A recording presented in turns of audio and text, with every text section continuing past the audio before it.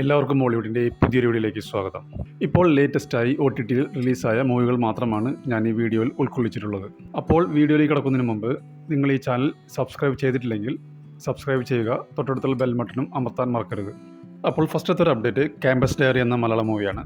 Suraj Venjaramoodu, Sudev Nair, Gautami Nair, RJ Mathukutty എന്നിവരെ കേന്ദ്ര കഥാപാത്രങ്ങളാക്കി നവാഗതനായ ജീവൻ ദാസ് സംവിധാനം ചെയ്ത സിനിമയാണ് ക്യാമ്പസ് ഡയറി.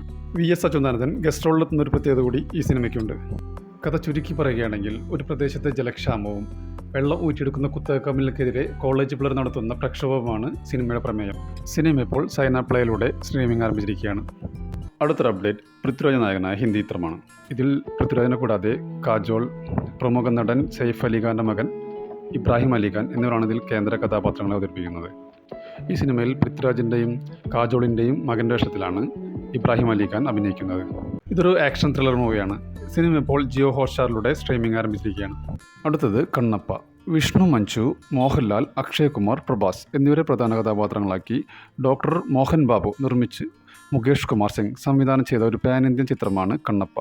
കീരാത എന്ന കഥാപാത്രത്തെയാണ് ചിത്രത്തിൽ മോഹൻലാൽ അവതരിപ്പിക്കുന്നത്. ചിത്രം തെലുങ്ക്, തമിഴ്, മലയാളം, കന്നഡ, ഹിന്ദി, ഇംഗ്ലീഷ് എന്നീ ഭാഷകളിൽ ആമസോൺ പ്രൈമിൽ സ്ട്രീമിംഗ് ആരംഭിച്ചിരിക്കുകയാണ്.